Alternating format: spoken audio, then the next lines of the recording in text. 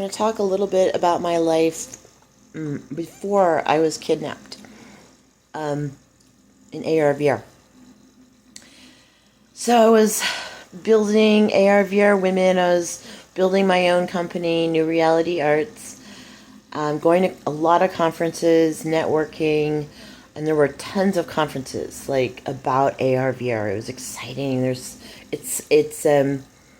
the next it's the next stage in human evolution, to tell you the truth. It's not just about computing. It's about taking control of our perceptions.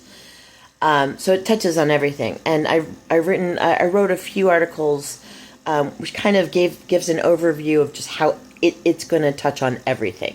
And later on, I'll try and attach it to this.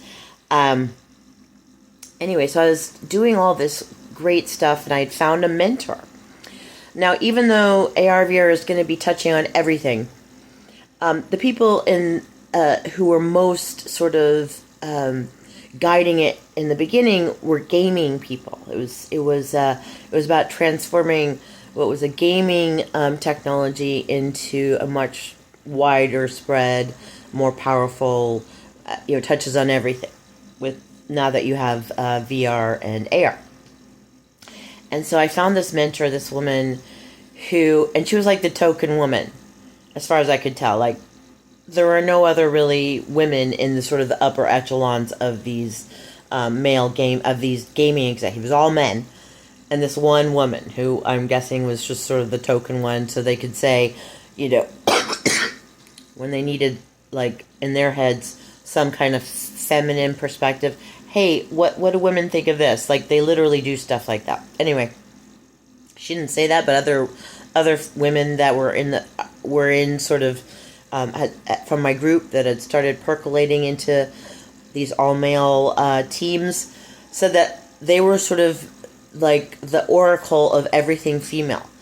And during the development process, they would turn to this one woman and be like, "So what do women think about this?" Or and a lot of them are very divergent people. They're like not your typical woman, and they'd be like, "I don't know. I don't know what women in general think about this," because it needs to be 50-50. That was kind of what our group was saying, like 50% men, 50% women, because we're creating worlds that we want people to come into. Everyone. Anyway, so I found this mentor. And she told me this very telling story, which I could tell was still so upsetting to her. So she was in a conference. So this was a public conference meeting. And they were talking about Nintendo Wii. And Nintendo Wii Sports, I think it is, or fitness. And it's actually a much more critical... If you can remember that game, it's actually much more critical to sort of the future of what happened than it seems. So they're talking about Nintendo Wii Fitness. And this was a game that was based on Nintendo, and basically it helps people work out in their own homes using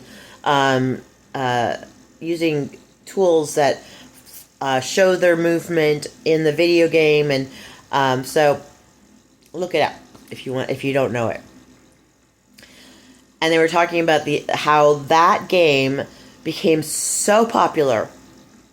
People love this game and love being able to work out in their own home with this sort of game aspect to it. And one of the men who was talking about it said, who knew these fat housewives were desperate to, get a workout in like this? And apparently there was quite a few other comments, like in a public conference about this.